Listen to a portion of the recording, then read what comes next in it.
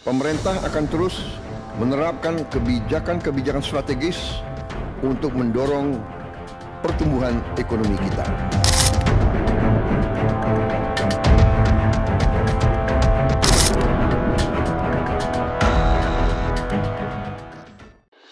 Lahirnya Danantara sebagai lembaga investasi baru Indonesia menjadi hot isu Okezone malam ini.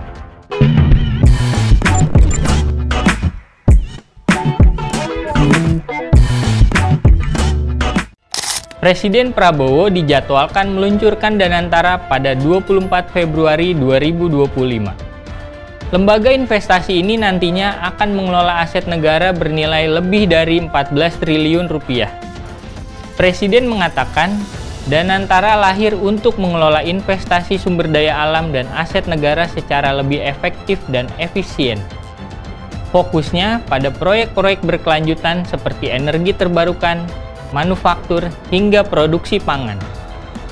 Danantara akan mengelola 7 BUMN raksasa Indonesia dari Pertamina, MainID, Bank Mandiri, Telkom, BNI, PLN, dan BRI.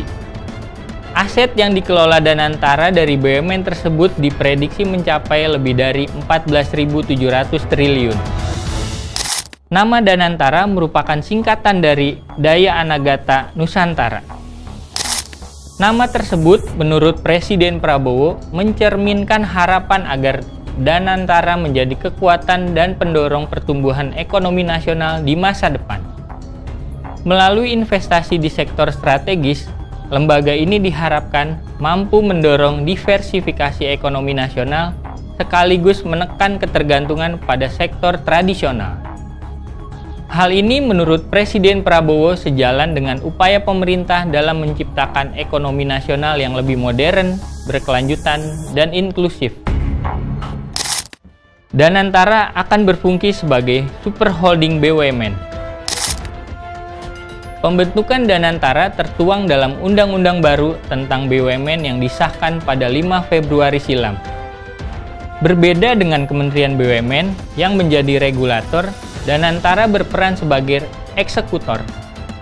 Sebagai eksekutor, Danantara akan mengelola dividen BUMN dan mengalokasikannya untuk investasi.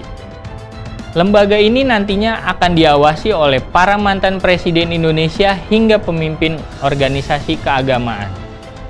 Pengawasan ketat dan akuntabilitas yang tinggi akan menjadi kunci keberhasilan Danantara. Ia akan memastikan dana yang dikelola akan digunakan secara efektif dan efisien untuk kepentingan negara dan rakyat. Demikian hot isu malam ini. Baca selengkapnya di okezone.com, lengkap cepat beritanya. Sampai jumpa di hot issue berikutnya.